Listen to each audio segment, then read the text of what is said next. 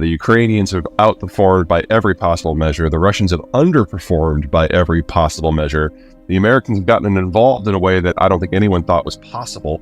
And the Europeans, even almost to every single country, have gotten involved in a way that's helped keep Ukraine alive. This is still Russia's war to lose. And the challenges that Ukrainians are going to face in the second year are far greater than what they faced in the first. But they're still in the fight. And as long as it's still going on, a lot of the economic implications of the war have actually been deferred, and that's bought everybody a lot of time. Is this a winnable war for either side? Oh, it's absolutely winnable for the Russians. In fact, it should have been an easy carry. It should have been over months ago. When the first part of the war started, the Ukrainians had only had 8 years of preparation with a little bit of half-hearted help from the United States and the United Kingdom. And the rest of Europe kind of sat it out. They didn't have much of a military. Their economy was in shambles, had been for 30 years. And so the expectations that they would just collapse, were legitimate concerns. On the Russian side, you've got the second largest land army in the world, or third largest air force in the world, and more artillery than God. So it should have been a walk in the park. It hasn't been. But now that we're in the second year and it's no longer the David-Goliath situation, we have a fundamentally different battlefront shaping up. On the Ukrainian side, they're getting more and more equipment from the West that's more and more advanced. And by the time we get to May, which is when they're going to be able to really get at each other once the ground firms up, the Ukrainians will have 60,000 new troops who have been training across NATO countries coming in with a lot of the newer gear. And it's going to be a very mobile force trained to Western standards. It's going to be completely different from anything the former Soviet Union has ever seen. But the Russians are going to be into their second mobilization. When they started the war, there were 100,000 Russians in Ukraine. Now there's closer to 250,000. And by the time we get to May, it's probably going to be closer to 600,000. So for every tank the West has donated to Ukraine, the Russians are bellying up with an extra 5,000 troops. This is going to be a very, very different conflict.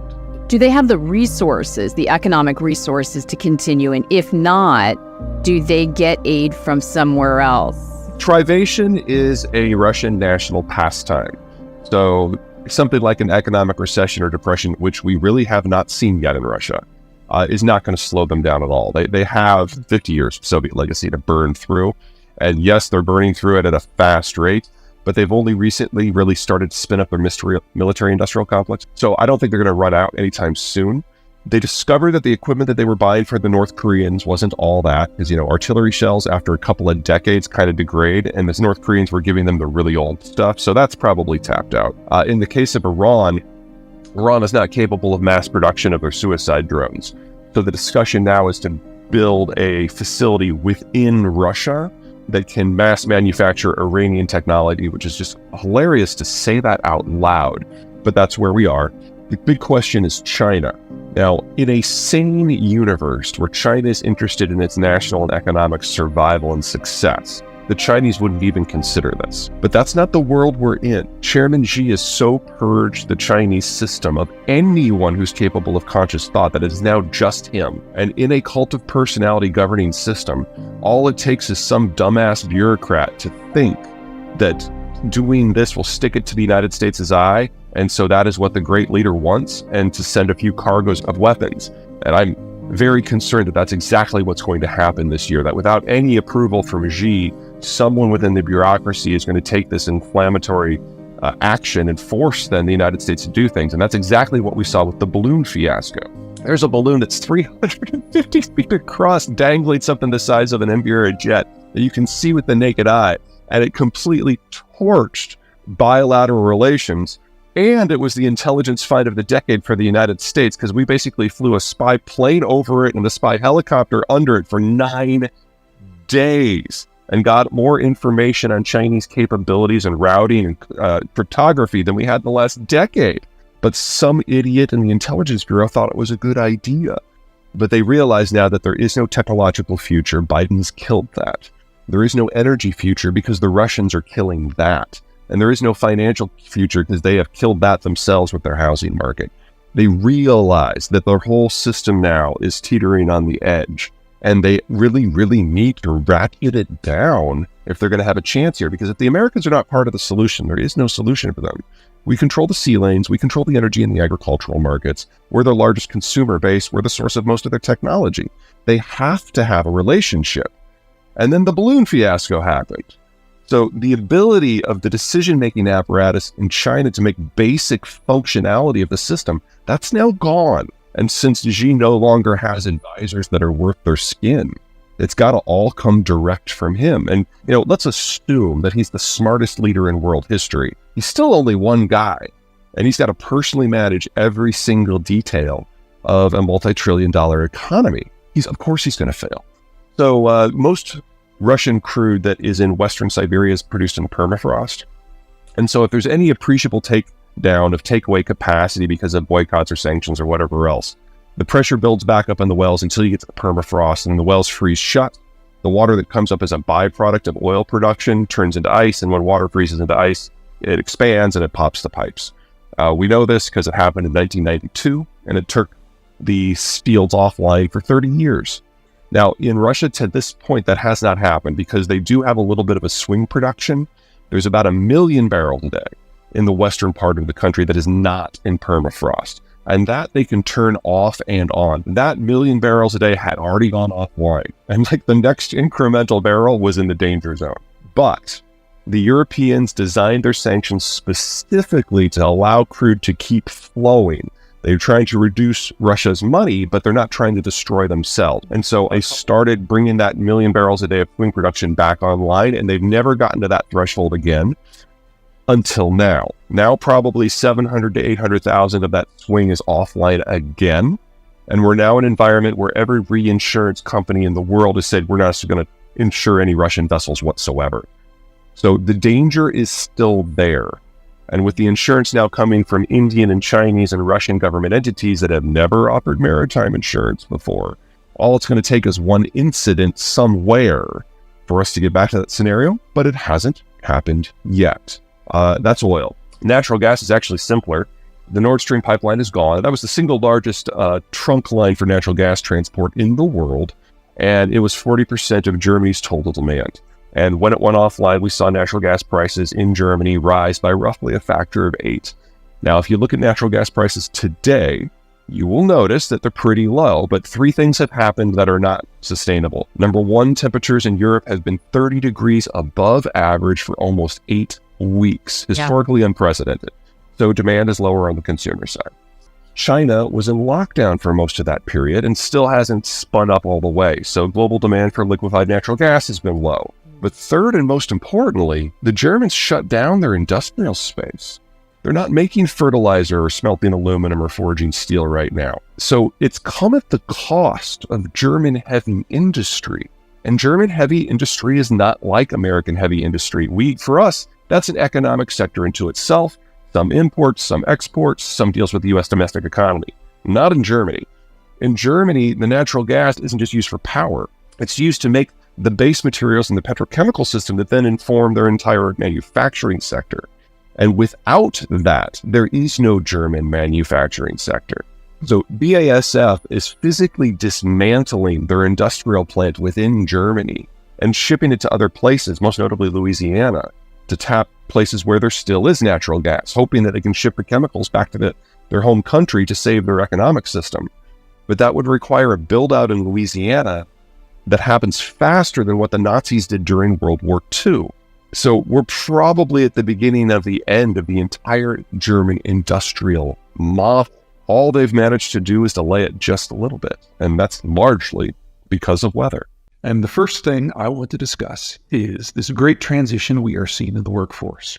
We know that unemployment is already nearing record lows, and it's only going to tighten further. We're seeing labor inflation and everything that you can imagine, from fast food restaurants to software development, and none of it is going to go away anytime soon, because it's not just about economic forces. It's not just about COVID. It's about us, and we're all aging, and that means our demography is shifting. This is a standard demographic profile. This is Angola. So children at the bottom, young adults, mature adults, retirees at the top. This is a classic pre-industrial pyramid where most people are living in either small towns or on the farms, scraping by an agricultural existence. There aren't a lot of countries left like Angola in the world. Industrialization and urbanization, those two forces, have been reshaping the human condition now ever since the Americans introduced the globalized world back in 1945.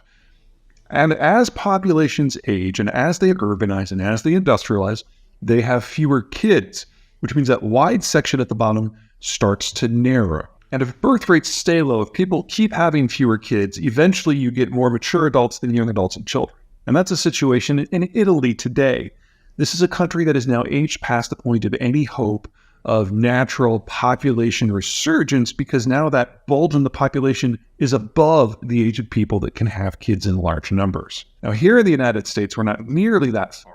Ours is a bit of a chimney, but there still are a lot of very specific variations in it. And the generation that matters most to the Americans in all things, and has mattered in all things since the 50s, are the baby boomers. Now, they have been our largest generation ever. At their peak, there were over 75 million of them. But what they're going through right now is this little thing we call retirement. And it has lots of outcomes for finance, for consumption, for production. But for purposes of this specific video, it's a workforce issue. Because when you're retired, by definition, you are no longer working. Now, we've always known that in calendar year 2022, the majority of the American boomers will have retired because they would have turned 65. That's just how the math works. Because of COVID, it might be happening a little sooner. We know that well over 1.5 million baby boomers have taken early retirement, so it's entirely possible that we are already past their peak employment moment. Now, this has all kinds of implications, but let's break it into roughly two categories. So first of all, the gross impact. 75 million boomers, 37 million of them are already retired. This is just a gross impact upon the labor market. We're taking our single largest chunk of the labor force, our most skilled, our most experienced part of the labor force, and removing it. And they're never coming back. You don't spend 40 years in a factory, retire, and then come back to the factory full time. This group, their skills, they are gone. And it will take us years to decades to rebuild that in a new generation. That's how it always works. What's different about this generation is that it's just so much larger than Gen Xers, which are the next generation down. Even today, there are still 3 boomers for every 2 Gen Xers.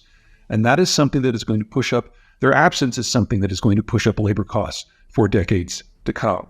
And it's going to hit some sectors more than others. Think about people in their 50s and 60s. What are the jobs that they dominate? They're all in upper management.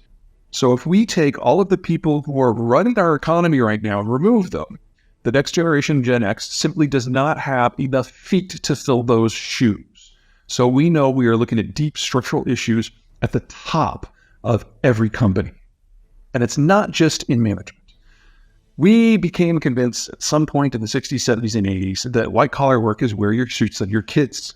That is where you can guarantee the American dream. That's where they will be upwardly mobile and earn more than you did when you were working your fingers to the bone.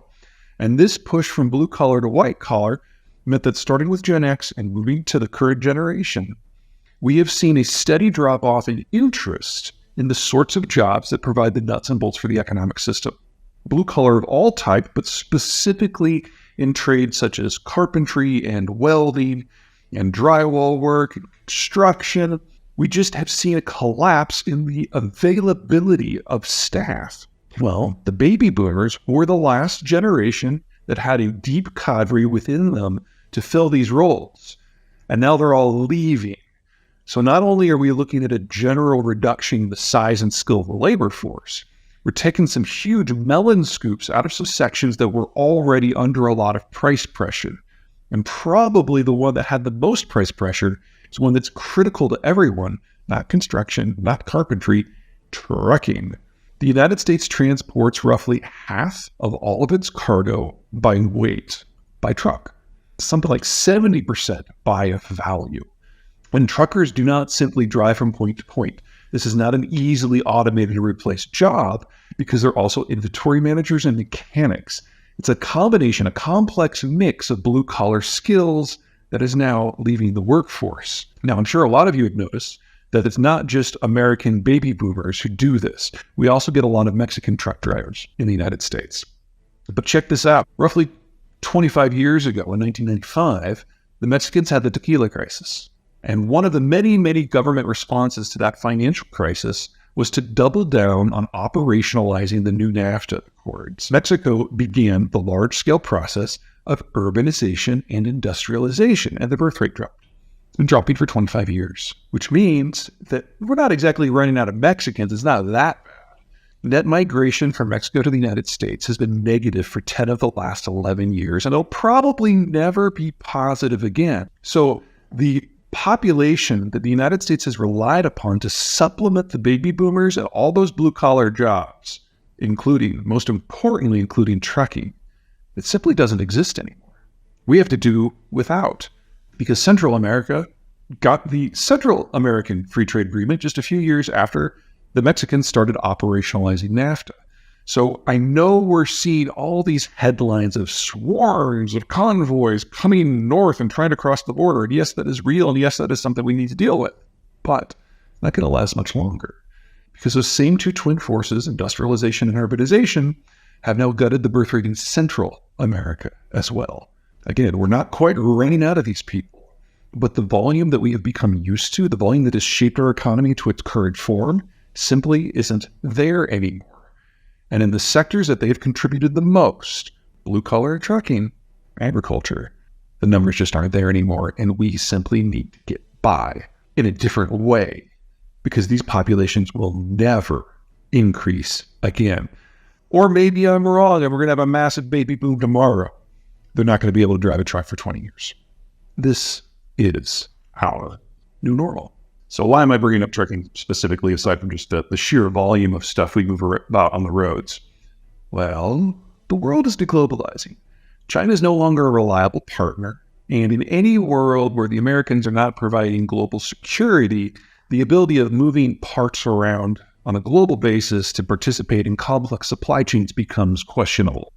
So we know that a lot of that manufacturing capacity is going to come back to the United States. And that's great. But more local manufacturing means more intermediate products need to be shuffled around.